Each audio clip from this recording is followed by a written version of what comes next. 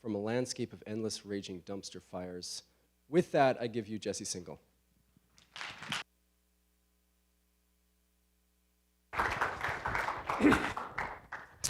Thank you very much, Ian. That was a really kind introduction.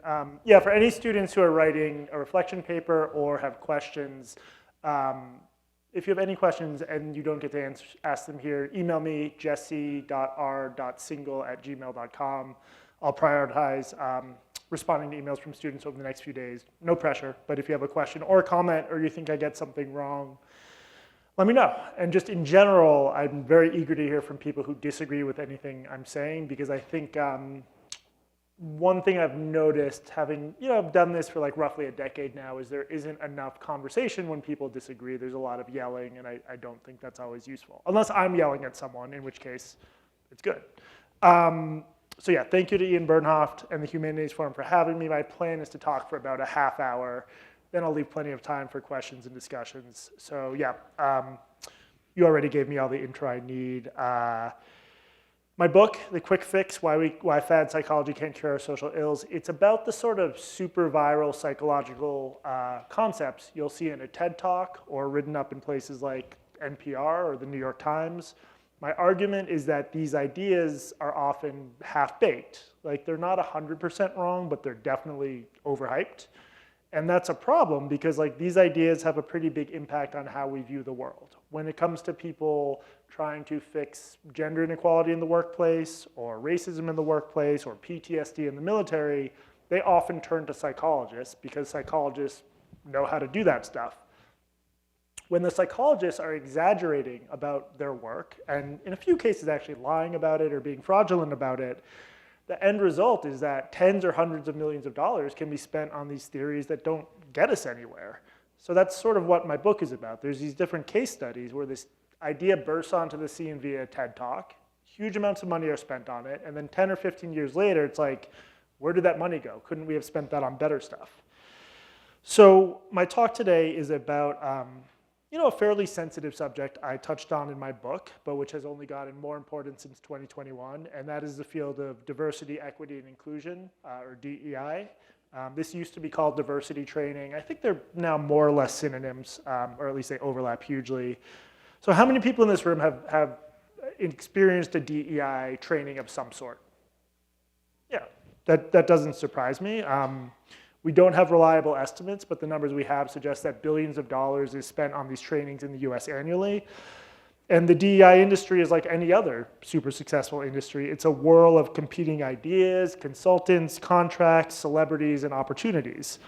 And while DEI trainings aren't new, there appears to have been this trend recently where, especially since George Floyd was murdered, DEIs are how big institutions, whether it's this university or Starbucks or IBM or Google, if you want to show you're on the right side of racial justice, you hire DEI consultants and you tell the world you hire DEI consultants. If there's a scandal involving race somewhere, like there was one at Starbucks where a couple black guys waiting for a white colleague got arrested, first thing Starbucks did was announce they were shutting down all their stores nationwide to do a DEI training. So that is how institutions show that they're committed to making things right. They often announce that they're investing in DEI training. You would think, given the importance of this movement and given the amount of money at stake, that we'd have a pretty good idea which DEI approaches work and which ones don't. Because surely they can't all work. It can't be the case, right, that like anyone who says, I'm a DEI trainer, drink this pill, take this pill, it'll fix DEI, like they can't all work. Definitionally, some of them will work better than others. But it turns out like these billions of dollars are being spent on approaches that don't really have evidence behind them one way or another. We don't know what these trainings do, if they do anything. And worse than that, I think there's like at least a reasonable circumstantial case that some of these approaches do more harm than good. They could make organizations more toxic, more prone to interpersonal conflict, and less inclusive. So that's what I want to talk about today. Normally, this is the part of my talk where I like clear my throat and I explain about how I recognize America has a brutal racial history and that racism is still alive and well, and I sort of say things that demonstrate I'm on the right side of that. I think that's like a little bit insulting both to me and to you guys. Like, I don't think anyone, well, raise your hand if you're here to be more racist and to do racism. Right, everyone, I suspect everyone here is on the same page and wants to make the world a better place and is interested in learning the best ways to do that. And I think one of the problems is like, the second you criticize DEI or ask questions about it, the first thing people will ask you, at least in my experience, and maybe this is too Twitter focused and that's my problem, but like, it's like, why would you criticize this? Don't you care about fixing racism? But that doesn't really make sense. If I say this cancer treatment doesn't work, does that mean I don't care about curing cancer? I mean, how is the logic different? I could be missing something, but I just think it's reasonable if we're gonna spend billions of dollars on something to ask whether it works. So, some of what follows is going to involve me making certain claims about science.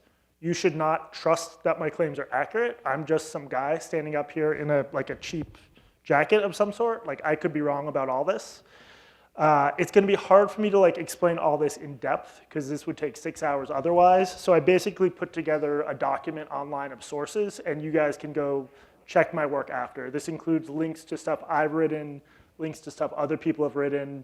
My stuff is notoriously long, it's way too long. So like if anything, I show my work too much, and feel free to like check anything I say here. I guess for the video, I'll just read, it's a short URL, shorturl.atgjkgu, or go to, that's probably better, yeah.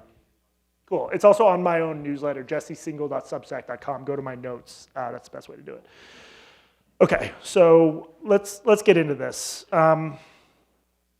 Actually, I should ask, I mean, does anyone have any like initial thoughts on this? Is anyone worried about what's to come, or does anything I've said so far not make sense in a way that makes someone want to speak up? Because I'm very open to hearing that. No pressure though, okay. In my view, DEI trainings can be fairly described as psychological interventions. This is key to my argument. I don't think people often consider DEI trainings to be psychological interventions, but the goal of them is to change people's beliefs, behavior, or the way they relate to others. If I told you I had a way to change people's beliefs, behavior, the way they relate to others, you'd say, okay, that's a psychological intervention. And if DEI trainings are psychological interventions, they should be held to certain standards. First, the people selling them, and they are, I'm not using that word crassly, they are often sold, like Providence College can go look at different DEI packages and spend money on one or more of them. The people selling them should be clear about exactly what they're attempting to improve and how they're going to measure whether or not that improvement took place. So depending on the training, that could be how do Black or Latino or Jewish or Arab students feel on campus? It could be something like, are we hiring? Are the demographic proportions of who we're hiring reflecting the community? There's a million different DEI goals, and they often require very different approaches. And I feel like that whole side of the equation is often ignored. It's just assumed that anything with DEI stamped on it will benefit the institution, and we don't always know that. So obviously the folks selling DEI, like any other psychological intervention, should prove their product works before they take it to market. I also think they should admit the possibility that a given DEI intervention actually causes more harm than good. This is, I think, a really important point that often gets forgotten. So in my notes document, I've included a link to the late clinical psychologist Scott Lilienfeld's really important 2007 article, Psychological Treatments That Cause Harm. It's a short article. Anyone in this room interested in this stuff or interested in psychology should read it. So Lilienfeld argues that certain interventions are likely to harm some of the individuals exposed to them. This includes something called a critical incident stress debriefing. That's where if firefighters or paramedics are involved in like a big crash or see something horrible and gruesome, you get them together in a group shortly afterwards and have them process their experiences. If you told me about that, I would say that sounds good. That sounds like a good way to help them overcome the trauma and process it. It turns out it probably makes their trauma symptoms worse. That's partly because trauma symptoms just naturally heal on their own. You don't need to do anything. 70% of people who experience trauma don't have long-lasting PTSD symptoms, roughly 70. If you get them together and talk about their symptoms, it turns out that hurts. The only way to know that is to study critical, these debriefings. Another example Scott Lilienfeld mentions of an intervention that does more harm than good is our scared straight interventions. Do people know what those are? So these are where, like, if you take a kid who commits a crime at a young age or is having behavioral problems, you take him to the local prison, have him talk to the inmates, basically the idea being like, this is where you're headed if you don't shape up.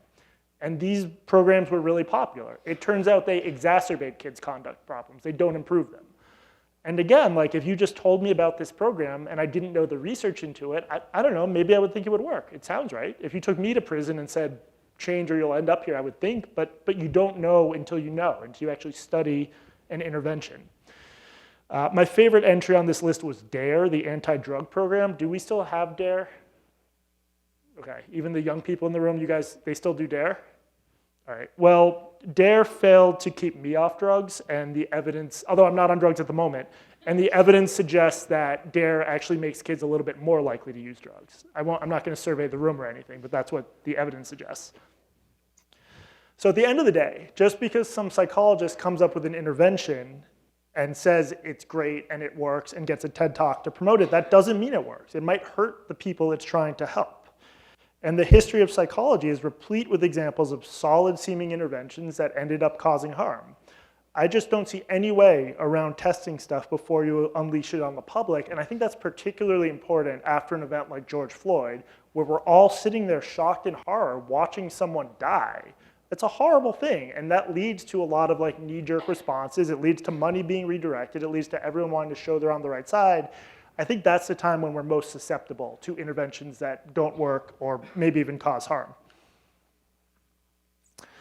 Okay, so I'm going to talk about 3 ideas that are very common in DEI that I view as problematic. The implicit association test, microaggressions, and white fragility. Now, I picked these ideas because they're some of the biggest blockbuster hits in the world of DEI. They're everywhere, and because I'm already familiar with them from writing about them or talking about them on my podcast. But I actually found a local example of how influential they are on the website of this very university. There's a page describing PC's recent DEI programming. Quote, the college implemented comprehensive DEI training for students in 2020, beginning with sophomores, juniors, and seniors, and adding incoming students during class of 2024 summer orientation. I assume that's some of you guys. Follow-up modules on microaggressions, implicit bias, identity, and allyship will be offered to all first-year students. So Providence College is far from alone in spending resources on these ideas. I don't think it should, or at least that's the argument I'm going to make. So let's start with the IAT. Has anyone in here taken an implicit association test?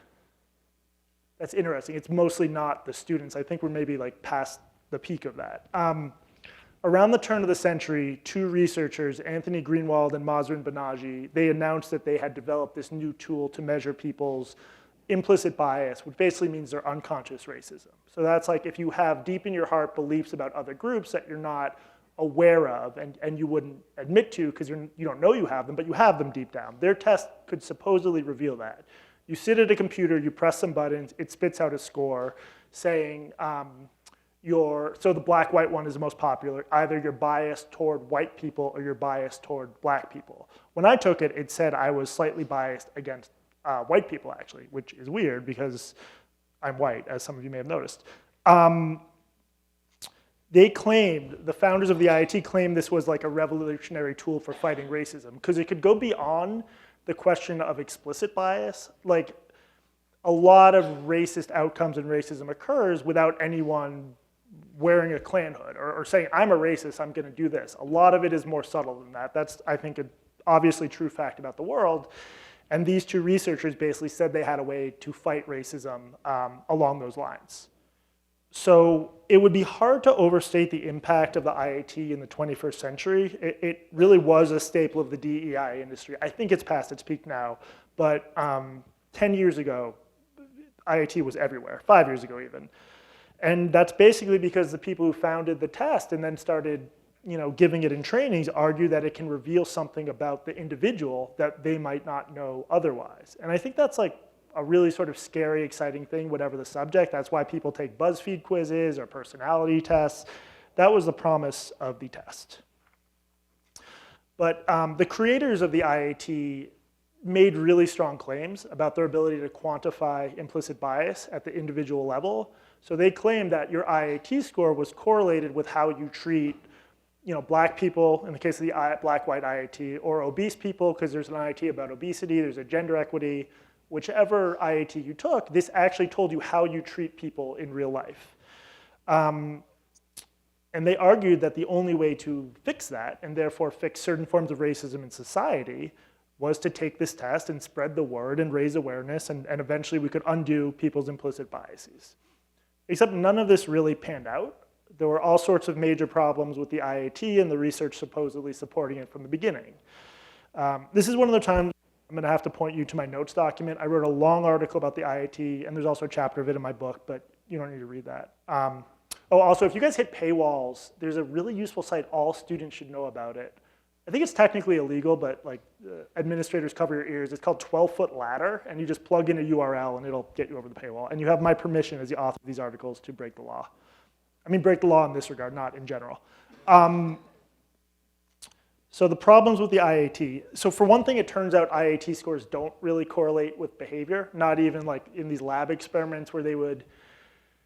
So it's hard to measure racism in a lab because you can't just ask people how racist they are usually. They will often lie about it. So they do these weird experiments where they'll have someone take the IIT who's white and then have them take a seat by a black person. And like the closer they were to the black person, the less racist they are. I could see that maybe not going well. I also sort of feel bad for the black person who has to just sit there and see how closely white people sit to them, but that's how they attempt to measure racism in lab settings. But they found that the IIT doesn't actually tell us anything about behavior, or very little. Even if the IIT did tell us about behavior, no one has ever come up with a way to use that information and like put it into an intervention that will make people less implicitly biased. This has just proven, in my view, to be a totally dead-end approach that no one's done a full accounting. It would not shock me if we've now spent hundreds of millions of dollars on this research and on interventions and on trainings. Just Google IIT in any institution. I'm sure you'll find at some point, for a major institution, that they gave an IIT test. Along the way, like millions of people have gone to the Project Implicit website at Harvard University and taken this test and been told they're implicitly biased. But we now know that score doesn't really mean anything. So this is like sort of what I mean about the possibility of these interventions causing harm. It's not the end of the world if someone's told they're implicitly biased when they're not. But in most situations, psychological researchers would agree that if you give people a test and it provides negative information about themselves, except it turns out that negative information isn't accurate, that's ethically dubious. And I don't understand why the same logic wouldn't apply here, and I've never heard a convincing answer. That's the IIT. I'm going to break up the questions a little. If anyone have a question about implicit bias stuff in particular? You're pointing? Did you? You're being pointed at. If you don't have a question, that's fine. Oh, sorry. Okay. Right here.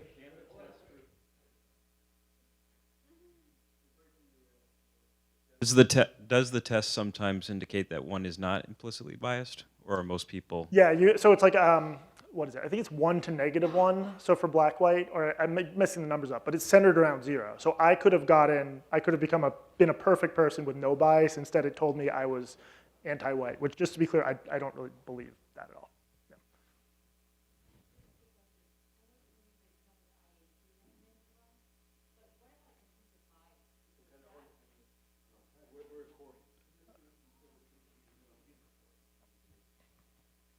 I know that you're talking about the IAT having largely been debunked, and I've read a lot of your writing about that. But what about implicit bias as a concept? Because not a lot of students raise their hands about the IAT, but certainly in K-12 documents nationally, we see the phrase implicit bias everywhere. Yeah, that's a really good question and a distinction that's really important.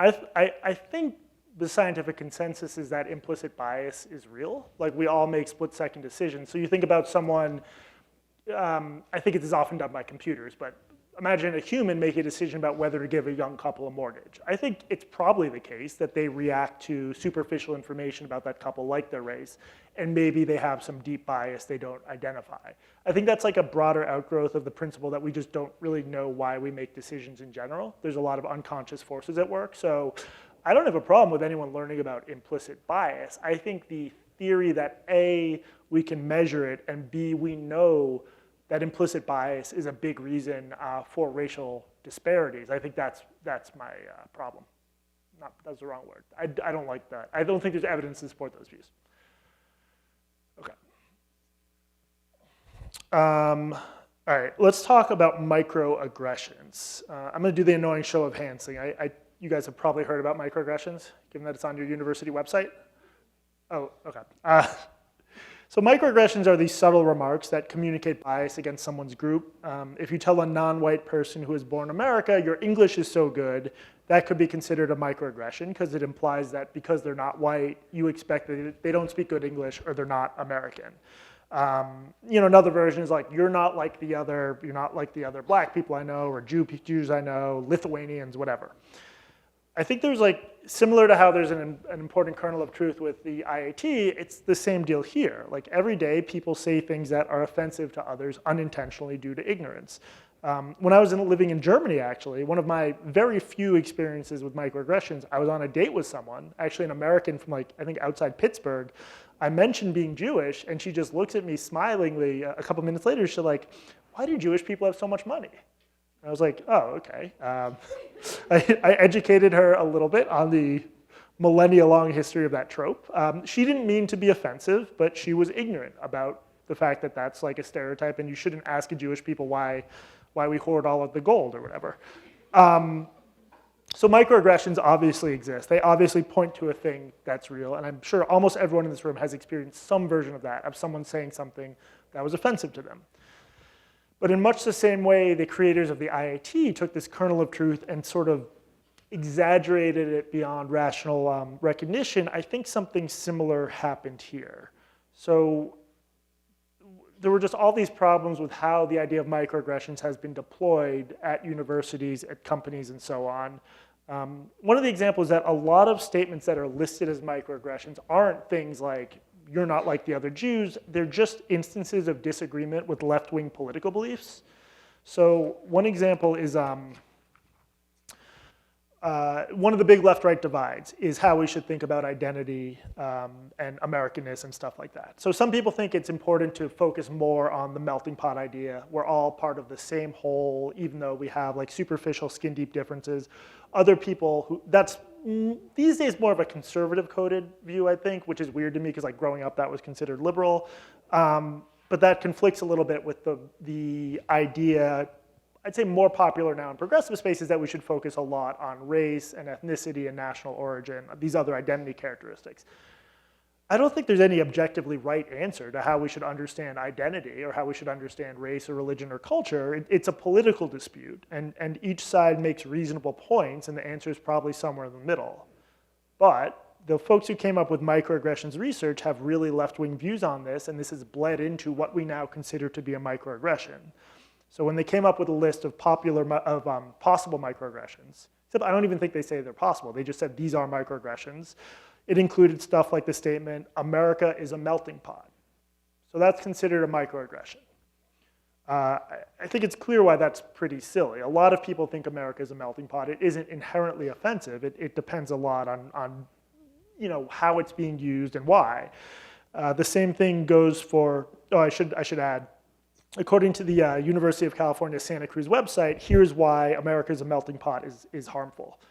It tells people, quote, "assimilate to the dominant culture, denying the significance of a person of color's racial, ethnic experience and history, denying the individual as a racial, cultural being."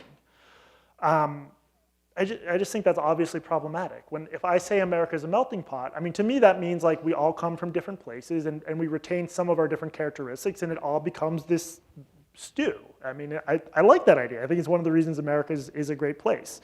Another commonly listed microaggression is, "I believe the most qualified person should get the job." That's part of another political dispute over so-called merit-based hiring versus affirmative action. Should we factor people's identities into who we hire? It's a complicated dispute. I don't know what the answer is. I do know that it's just a political dispute. Saying the most qualified person should get the job is obviously not the same as making an ignorant claim about someone that smacks of racism or anti-Semitism. It's just a statement of a widely held political viewpoint. One of the things about microaggressions that I find particularly crazy is that the academics who came up with this list of microaggressions and then said these ideas, these statements harm Black people, Latino people, people of color, they never asked those groups if they were offended by them. So imagine me standing up here saying, here's what Black people find offensive, and just authoritatively giving you a list, and I never asked Black people if they agreed with that. I think everyone can understand why that's not a good approach to DEI. What's interesting is that in 2017, the Cato Institute, which is a libertarian think tank, they teamed up with the survey organization YouGov, and they actually surveyed different groups of Americans on which microaggressions they found offensive. I don't think the results were good for microaggressions as a concept. I'm going to read from the writer Connor Friedersdorf's article in The Atlantic in 2017. Telling a recent immigrant, and everything I'm quoting here are actual listed microaggressions from the literature. Telling a recent immigrant, you speak good English, was deemed not offensive by 77% of Latinos. Saying, I don't notice people's race, was deemed not offensive by 71% of African Americans and 80% of Latinos. Saying America is a melting pot was deemed not offensive by 77% of African Americans and 70% of Latinos. Saying America is the land of opportunity was deemed not offensive by 93% of African Americans and 89% of Latinos. And saying everyone can succeed in this society if they work hard enough was deemed not offensive by 89% of Latinos and 77% of African Americans. I think this basically proves that what these guys did is they took their own political viewpoints and they said, not only are these other views wrong, they're microaggressions, they're offensive. And that has always struck me as really elitist. The guy who's most responsible for the idea of microaggressions is Daryl Wing Su. He's a professor at the Teachers College of Columbia University. And he and his colleagues just decided on behalf of Black and Latino Americans that certain phrases are harmful to them without consulting members of those groups. I don't really think you're showing care for a group if you speak over them and decide things for them. That's not how we should be having these conversations. It would obviously be another matter if they did a big nationally representative survey of Black and Latino people and came up with a list based on that of microaggressions. Then you could at least defend the method, but that's just not what they did at all. I think it only gets worse from there because a lot of these specific psychological claims about the effects of microaggressions are also just overheated. If you poke around, you'll see a lot of academics claim that people who are exposed to microaggressions become more suicidal over them. So if you take what the people who came up with microaggressions write in peer-reviewed journals, if I say on this stage, I don't notice people's race or America is a melting pot, it will make the Black and Latino members of this audience more suicidal. I think that's actually kind of crazy, and that when we talk about something as serious as suicidality, we should do so in a serious way, which this is not. Scott Lilienfeld, the psychologist I mentioned earlier, who wrote that really good article about harmful psychological interventions, he did a really good critical analysis of the microaggressions literature. It's in the resources document. He called it Microaggressions, Strong Claims, Inadequate Evidence. He pointed out that there are these studies where you ask people how many microaggressions have you experienced, and then you ask them about their mental health, and the two seem to be correlated. The more microaggressions, the worse mental health. But this gets to a much deeper problem in psychology about so-called self-report measures, where you just ask someone to report something without having a third party check in on it independently. And this, I don't want anyone to get it twisted here. This applies to any kind of psychological research, whether or not it's dealing with race or microaggressions. But what Scott Lilienfeld pointed out is that basically, who here has someone in their life who is very sensitive to perceived slights and will get offended when maybe they shouldn't get offended? Yes, everyone, because that's what people are like. And I'm sure you could do a spectrum where some of your friends are pretty chill, some of your friends are hypersensitive. Two of your friends could have the exact same day. If you ask one of them, how many times were you disrespected today? They would talk your ear off for 2 hours because they interpret everything as a slight against them. Your chill friend would be like, no, my day was fine. The way the microaggressions research is set up, it falls victim to that. Because if you ask people how many times were you microaggressed without controlling for their personality or their circumstances, and then you correlate that with their mental health, you find that people with poor mental health report higher microaggressions.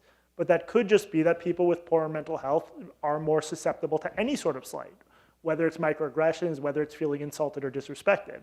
And when you control for that, which is just a way of accounting for that statistically, that relationship between microaggressions and suicidality basically disappears.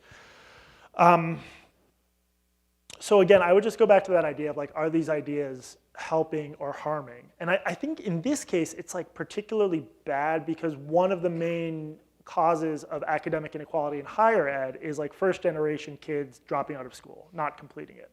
So a kid who's from a background where there aren't a lot of college graduates arrives on campus, and I'm being speculative here, but like one of the first things they're told is that if someone says America is a melting pot, that makes you more likely to kill yourself. Is that student being helped by that, or are they maybe being hurt by that? And I think there's at least a chance it's harmful. I can't prove that. I do know that like talking about suicide in that way is frowned upon by suicide experts. That's it for microaggressions. Any questions or comments about that?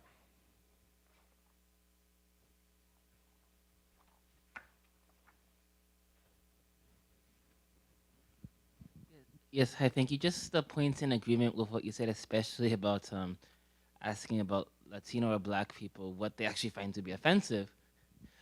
I am Puerto Rican, and most of my friends are Hispanic and migrants themselves, or the children of migrants. And I have done in my life a lot of work with recent arrivals and helping them to learn English and whatnot. To tell someone that their English is good is probably the biggest compliment you can give them. Right. I mean, honestly, most people actually want to hear that your English is good. So the idea that, saying that is offensive is just flies completely in the face of everything I have ever seen or experienced, and for that matter, everything that everybody I know has seen or experienced. So, without perhaps wandering into the political waters of why that might be, it's important, I think, to actually talk to people and have personal relationships with people and know and get a kind of first-hand knowledge of the situation, rather than just jumping to conclusions based on what one might read. Yeah. No, that's a good point. And I think another example is actually where are you from is listed as a microaggression. I like when people, if I'm in Europe, I like when people, it's different. It's apples to oranges because I'm a white guy. I don't deal with actual microaggressions much, but like I don't think the average person is offended if they're asked where they're from. I think it's a good way to like learn about someone. It's like a natural first date question. It's something you could ask. I don't know. Anyway, I think the cause of this is just sort of a class thing. Like if you said you're a first generation college student, or that?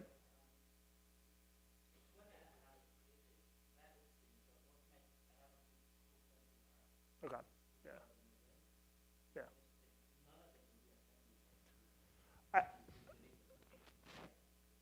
Yeah.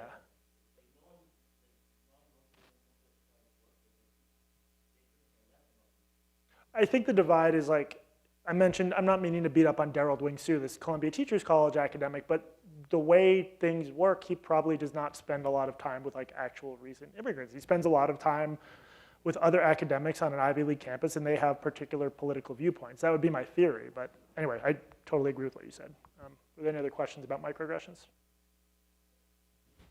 You hear them there. Let's start here.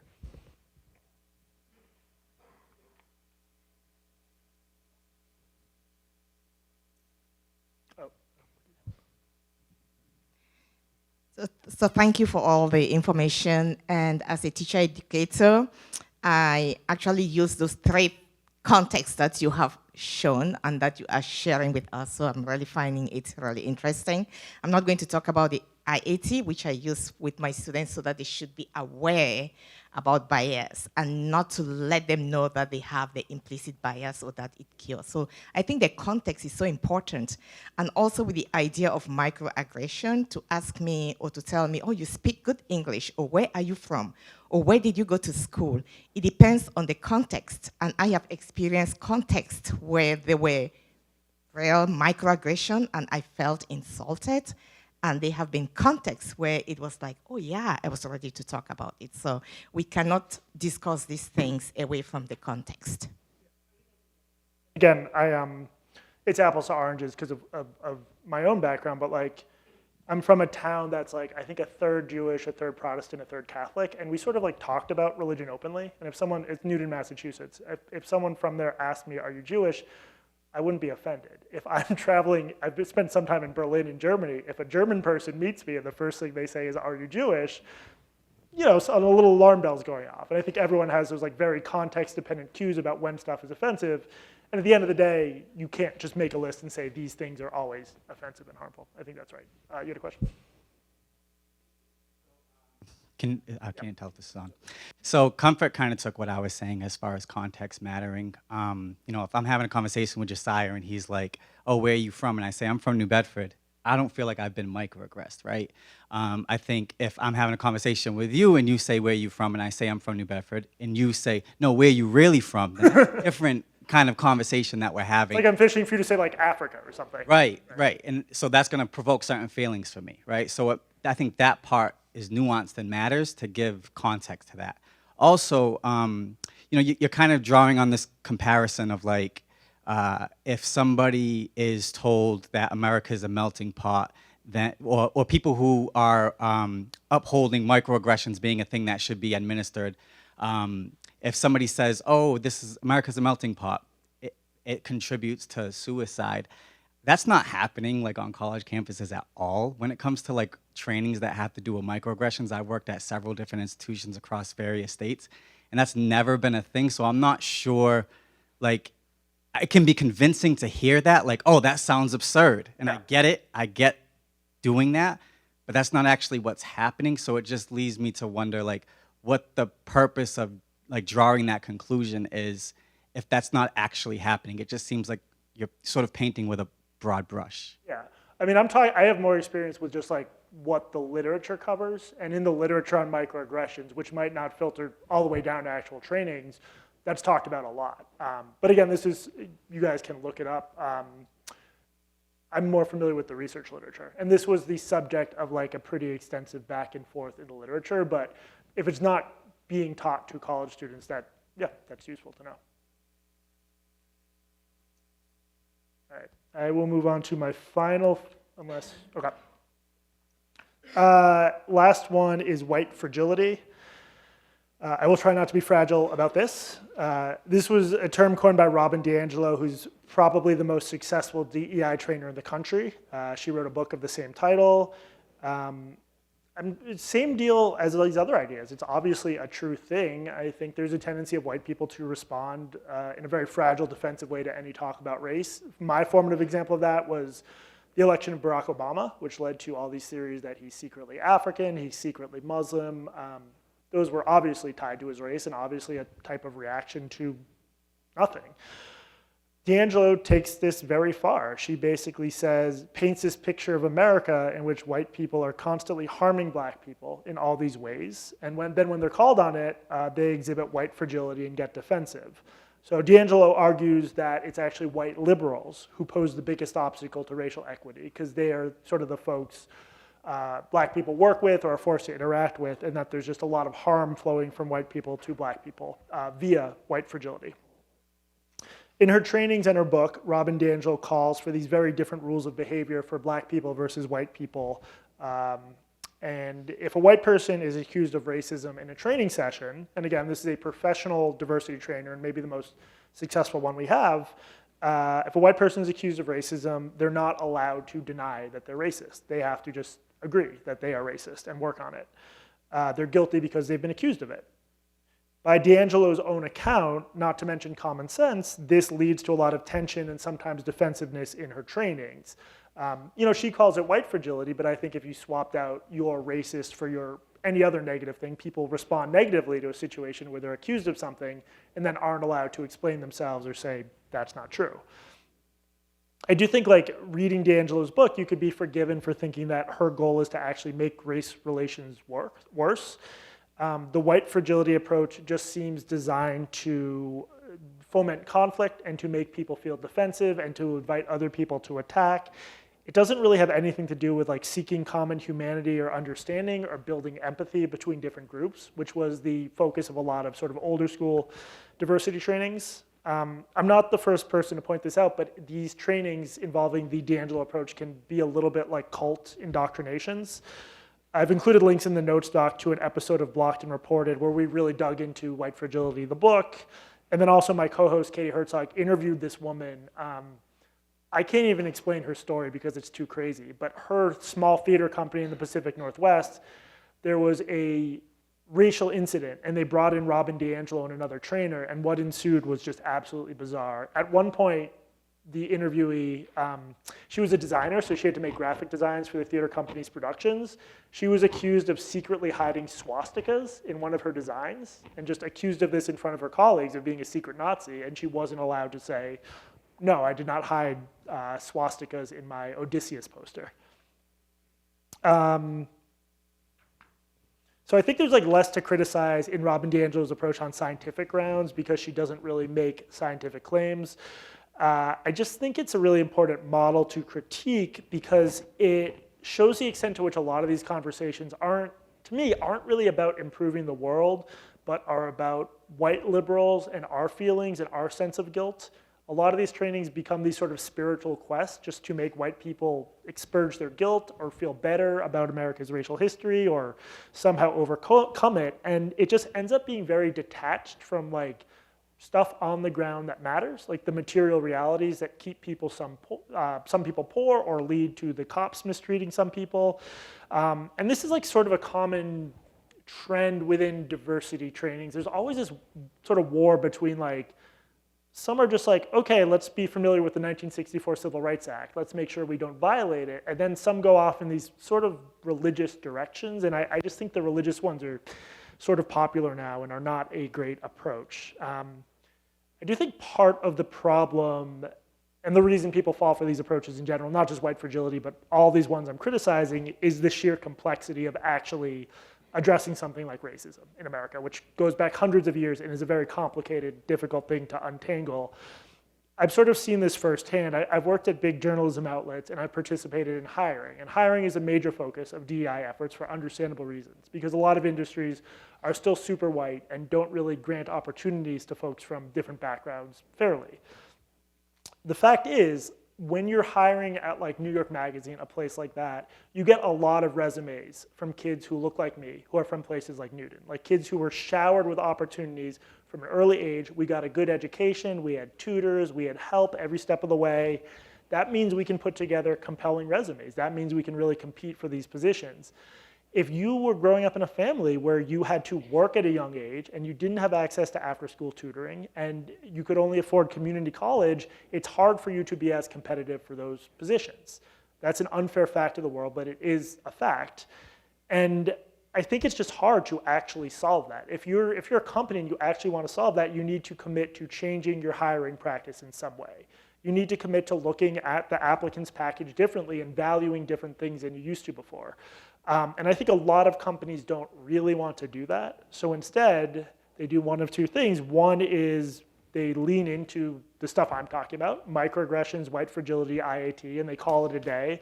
The other thing they do, which I think is like an underappreciated problem I wish we talked about more, is they add to racial diversity, but from the same pool of people.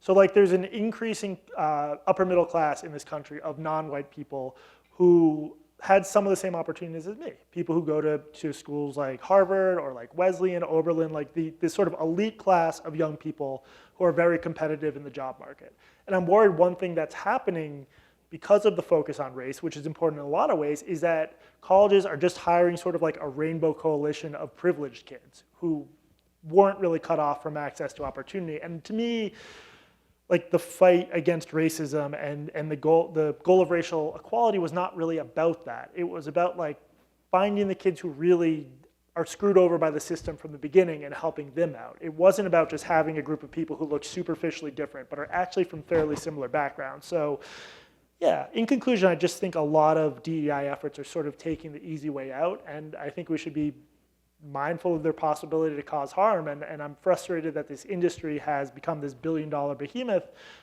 with so little critical thinking about it. I meant to set a timer. What time is it? Nice.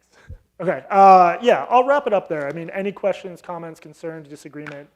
Thank you guys for listening.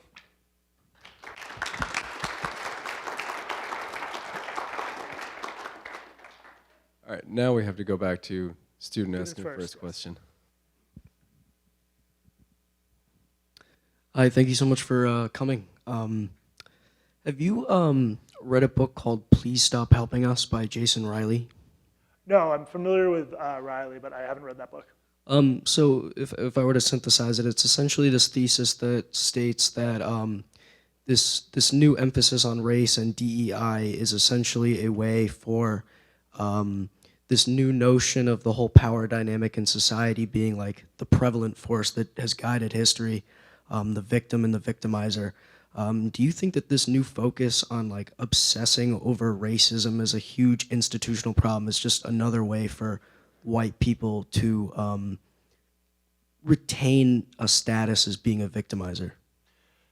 Retain a status as being a victimizer? Victimizer, yes. Oh, I think there's like something to that. I mean, to me, like it's important to examine power relations in history, like especially in a country like the US where there's plenty of people alive today who, when I encounter someone who's like skeptical of centering race, I talk about my grandparents. They're from like the Lower East Side of New York, and they were able to build wealth and eventually get a house and provide for their kids and leave money for their kids. I'm not trying to oversimplify this, but like a black couple born in the exact same time in the exact same place would have faced countless hurdles and wouldn't have been able to do any of that. Like it was written into law until '64, and then there were all these other forms of segregation that lasted well beyond that. And I do think America has been slow to like educate people about that. Where I agree with you is that there's maybe a tendency to take interpersonal slights or the sorts of crap you deal with in any organization and assume that whenever anything goes wrong, the explanation has to do with racism. I think that's sometimes true, and there's horrible examples of that being true, but I think jumping to race as an explanation can be not the best way to approach things.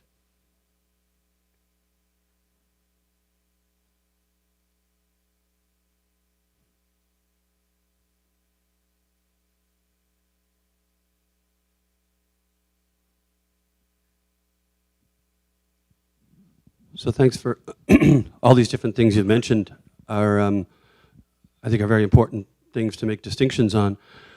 What about the idea of inclusion on ways to actually make that work that's been proven in research after research after research? And what I'll get to is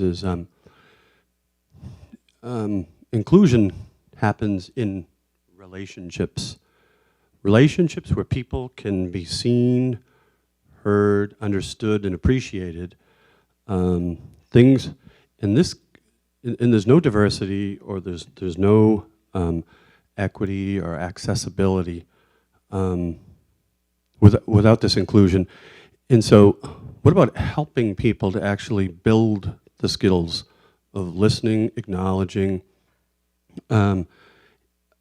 hearing each other's stories and trying to understand where people came from and what their challenges have been. And then actually people might have a better appreciation for each other. And then actually more open hearts and minds, and then a willingness to achieve things together. And what I mean by that is not only do they come together in relationship, but they also work in different situations or teams where they learn to work with each other, trust each other, and develop those kinds of skills, because that's been proven in lots of different areas to be very effective. Yet it seems like society and education, they want to perpetuate the problem, and it gets to be a very big industry, kind of like pharma with certain kinds of things as well. But anyways, what about solutions that are out there with all kinds of different proof and research behind it about relationship? Because you can't like or trust anyone that you don't know and you haven't come to understood in relationship. Yeah, I mean, I had like a brief thing about possibly more productive approaches, and I think that's part of it. I don't think we really know what works. I think generally speaking, there's this idea in social psychology of the contact hypothesis, which is that all else being equal, when you come into contact with someone, you get to know them as an individual and you'll respect their member of a group more, assuming certain other things are in place. I think like insights like that are really important and should be folded into DEI more. I do think part of this is just a question of like, I guess college campuses are one thing, but like to what extent do we want private companies like devoting significant time to like mandatory trainings to teach people to listen to one another. I'm not sure that's like, there's a place for that. And I think some of this is overreach. Like if you bring Robin DiAngelo into a paper company and people are having like a religious experience or fights, I'm not sure why there's a place for that in the workplace, but I think that's an open question.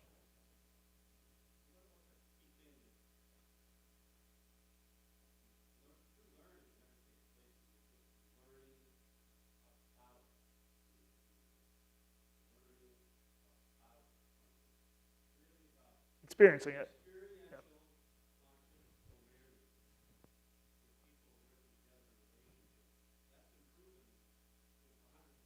Yeah.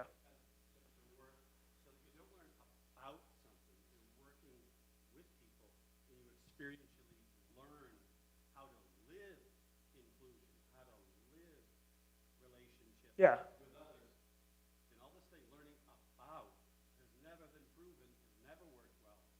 Yeah, I think there's something to it.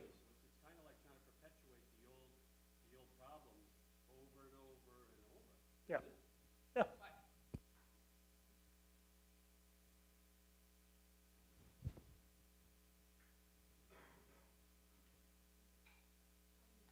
Sorry.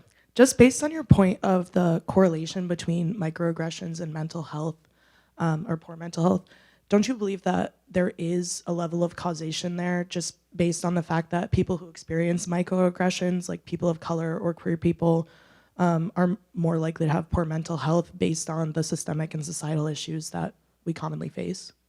I think that there could be a correlation there, but like in terms of what exactly is causing it, I mean, this is one of the challenges of this kind of research. Like if you're, obviously there's people who face bullying, you know, a range from like actual bullying or physical assault to microaggressions every day. Someone in that situation, yeah, it could definitely worsen their mental health. To me, the question is the focus on microaggressions versus other maybe more obvious ways to improve the way societies and institutions treat people. I just like, why are we, I'd actually like if you send me an email because I want to hear more about your experiences and why you think I'm overstating the suicidality thing. Thank you. But it does seem like there's a lot of focus on like really small nitpicky stuff. Stuff you're talking about is incredibly important and we should address it. Anyone else?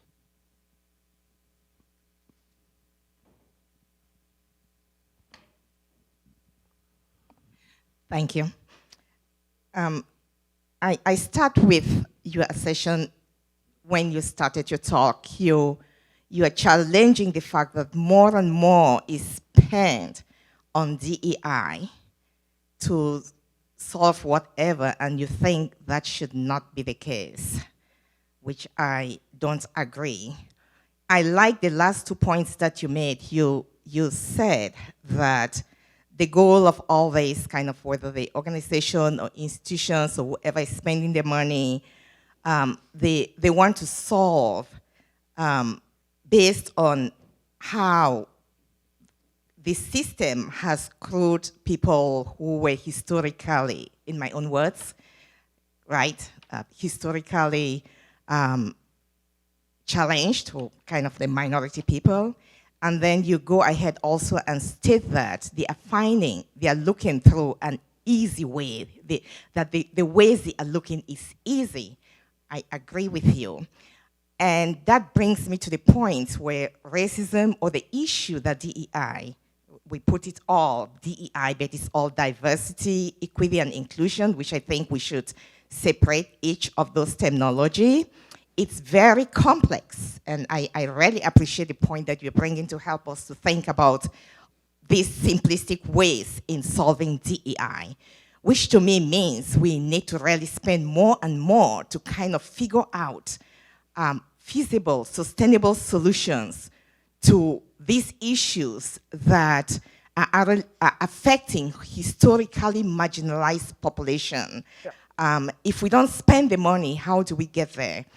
And based on your work, could you share with us, or do you have an idea on more sophisticated ways to solve these problems that are there? You also made a point that the research or the work or our eyes on DEI kind of like overflowed it after the the kill or the death of George Floyd, which I would argue not, because before George Floyd, there's hundreds, so many scholars have written about racism, DEI, talk about Bang in the North Pacific, who is Robin Angelo's professor. He's written books, and there's volume on these things, which people did not read, and they did not kind of look at until the picture, the video on the killing of George Floyd actually opened our eyes. Yeah. So we argue that there has been so much work done before this, and I challenge or I argue or I don't agree with you that we should not spend money on DEI. We need. How dare you? No. Yeah, no. A couple things. First of all, that's absolutely true. To me, like the big moments when America started talking more about race involved, like, unfortunately, deaths. So Trayvon Martin, Michael Brown, stuff like that. I do think Floyd sent things into overdrive, maybe because combined with the pandemic, it just gave people like a cause and more time. I don't know about more time.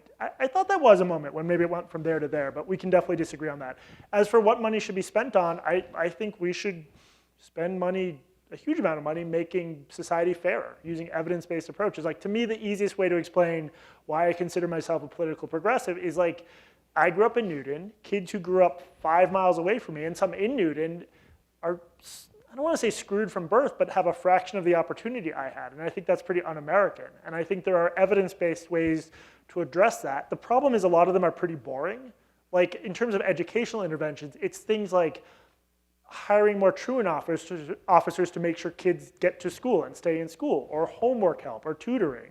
And those are not sexy interventions, but I think often we overlook unsexy but more effective interventions in favor of DEI. And the other point I want to make is that, like,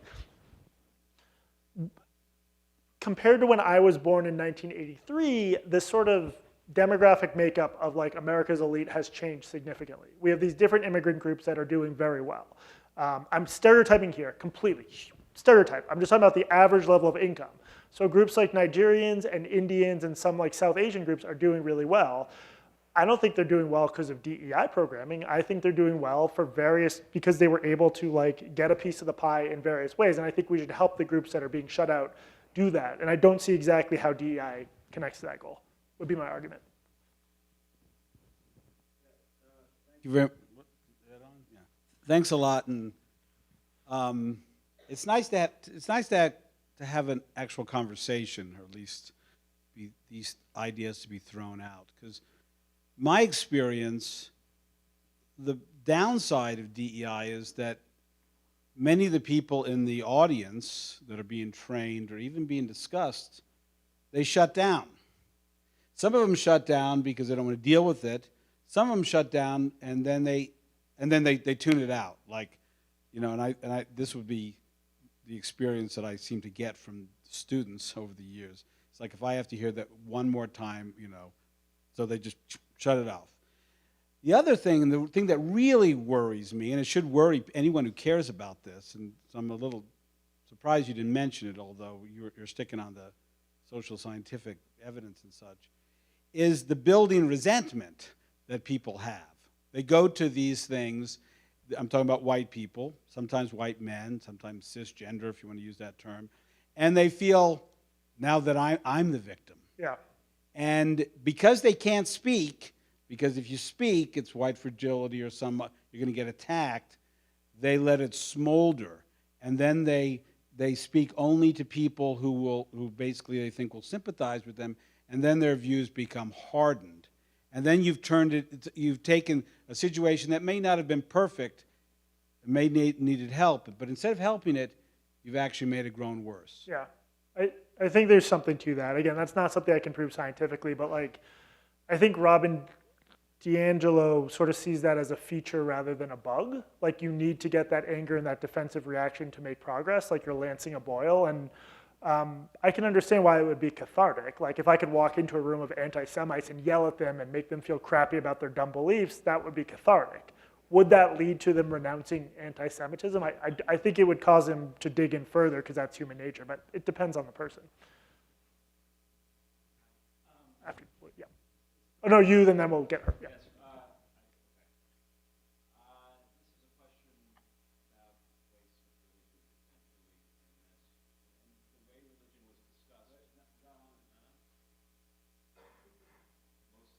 The way the religion was discussed in this talk was sort of like language of cult, or it's like a religious experience in a negative sense.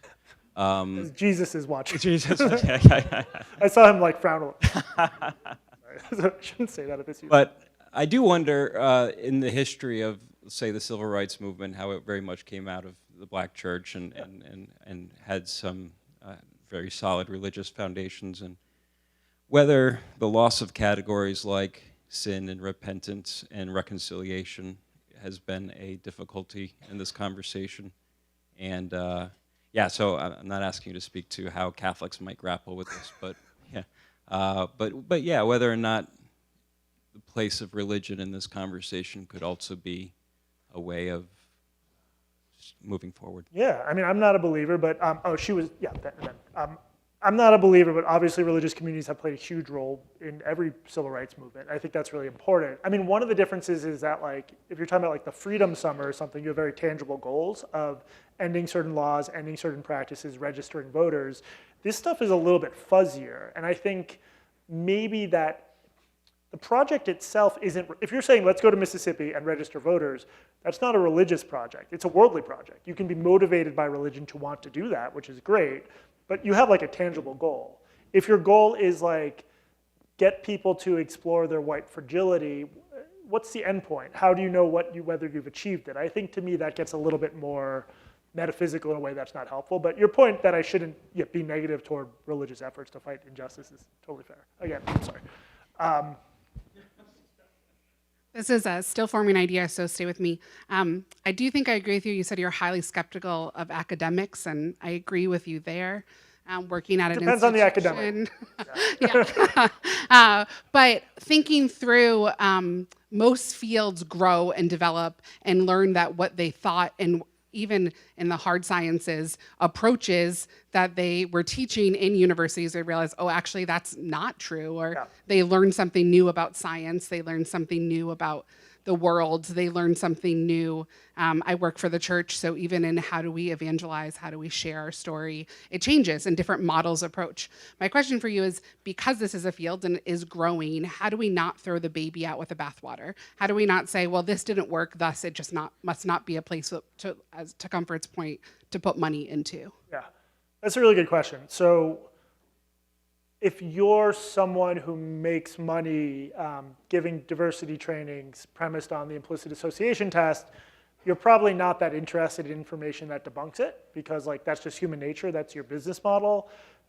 On the academic side, you should be very interested in the truth. My book is partly about how academics don't really exhibit much curiosity about the truth. They're much more interested in defending their ideas. So the microaggressions research is a good example where like these critiques Scott Lilienfeld made years ago just haven't taken hold. Like there doesn't seem to be internal breaks or internal accountability. And this is true across every part of social science. I mean, we've had multiple replication crises, it's a disaster, but I think maybe this comes down to like a healthy relationship between activists and academics. Like activists should look to academics for how to translate their ideas into practice, but academics need to hold themselves to a high standard, and I think they often don't. I don't know if I really answered your question, but.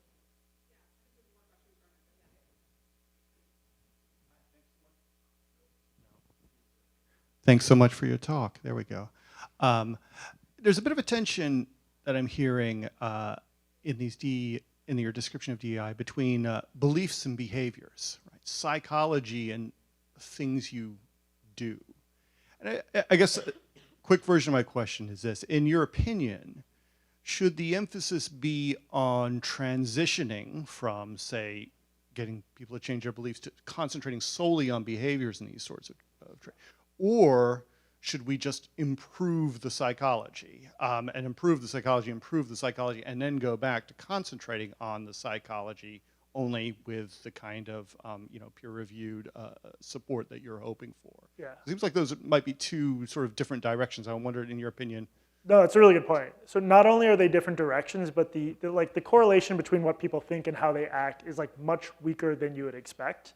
We act the way we act often because of social pressure, because we're like, how many times a day do you guys do something that you wouldn't necessarily do if you didn't have to or feel something compelling you to do it? In a horrifying world where I ran everything, I think DEI would focus solely on outcomes, on like behavior, on hiring goals. I mean, part of the reason for like some of the resentment he was mentioning is that, so in media, there's sort of a quota system in place at a lot of media outlets, and everyone knows that, but it's not like often said out loud, and that leads to a lot of resentment because people feel it's unfair. And I don't know what the right answer there is, but the lack of transparency really breeds resentment and breeds confusion about what an organization's goals are. So yeah, I think it'd be way better if organizations just stated like, here's why we're bringing in DEI consultants. And I think some organizations do this. Here's what we're hoping to achieve, and here's how we will measure 6 months or 6 years from now whether we've achieved it. You can't do that with your employees or your students' beliefs. And when you try to, it often gets pretty creepy, because I don't think it's a job of like Providence College to make sure students agree with me in terms of progressivism. That's not what education is. That's definitely not what a workplace is. I have a sort of two-part question. I'm going to start by just bringing up something from your New York Times article that kind of caught my attention that I just wanted to pick your brain about a little bit. In talking about DEI approaches, you had said that they often blame white people or their culture for harming people of color. I guess my two-part question to that is, one, how would you define white culture? And then two, do you think that you can have a conversation about racism without talking about white supremacy and the impact that that has had historically and then also presently? I don't think there's such a thing as white culture personally. I also don't think there's such a thing as black culture.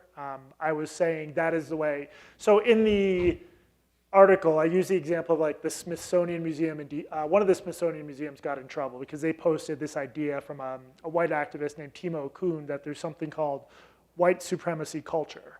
That includes things like love of the written word, belief in objectivity, and being on time for things. When I was a kid, it was racist to say that being on time was a white thing. It's just bizarre. So I was more criticizing those sorts of like super essentialist notions of white culture and black culture. I don't think they exist, because I think there's so many different kinds of white people and black people. As for whether you can have this conversation without talking about white supremacy, I think often no, but it really depends on what you're trying to accomplish. Like if you're in an institution where it's overwhelmingly, say, it's a liberal organization. I'm making this example up off the top of my head. I promise you it's going somewhere. Overwhelmingly white, and there's a small number of black people, and they don't feel included, and they don't feel comfortable. I'm not sure like white supremacy is a way to explain that would be helpful. That's an example where like it might just be the white people come from one social background, the black people come from another, and you need to find more ways to bring them together, sort of what the gentleman back there was saying. If you're trying to teach people about the history of America, yeah. I mean, I think not only do you have to teach them about white supremacy, you need to teach them about the ways in which it never ended. But this just goes back to the question of what you're trying to accomplish, which I think I should have focused more on the talk. What are you trying to accomplish during a given DEI effort? It varies hugely. I'll exercise my moderator's privilege to take the last question. And you know, a little while ago you were saying, well, academics have an important role to play in terms of holding, you know, doing the research, figuring out what works, what doesn't. But one of the things that I was noticing in your talk is that a lot of what you're critiquing is happening, we might say, at like the symbolic or semiotic plane, right? So it's like, as we're getting in wars about language, about naming and terminology and so on and so forth. And so it's happening at that like elite institutional level. Yeah. And that also happens to be the level that most academics, myself anyway, that's where we play, right? We'd rather like do symbolic violence than actual violence because, you know, symbolic violence, that's our wheelhouse, right? And so if talking at the symbolic level is what's so removed from the experience of maybe like actual people out in the actual world, you know, so you raised a couple examples. Another example would be, you know, trying to make Latinx, or however you say it, the terminology when like 3% of people who are Hispanic or Latino say, yeah, that's the term I want. Yeah. Maybe what a starting point for better DEI solutions would be to begin from lived experience and begin at like more like in working, like addressing class inequalities and thinking about like, okay, well, what's actually happening there? And let's not worry about the symbolic level. Right. I know, but like, good luck telling a Columbia University professor, okay, go hang out with cab drivers and cops and people who work at. I don't think they want. Look, I'm from a privileged background myself. There's huge class segregation, and I think that accounts for a lot of this. And for the idea that we're going to solve. I don't think anyone would say we're going to solve these problems by using different words, but the amount of emphasis on words and on etiquette, I just think a lot of it really is coded as like, this is how college-educated people think about the world, and it's not necessarily the most effective way. So I agree with you. I just think there's like a pretty big barrier there to overcome in terms of the classes. Let's give a warm round of applause for Justice. Thank you guys so much. I meant what I said. Shoot me an email if you have any thoughts on this or you thought I got something wrong, because I'm still trying to figure it out too.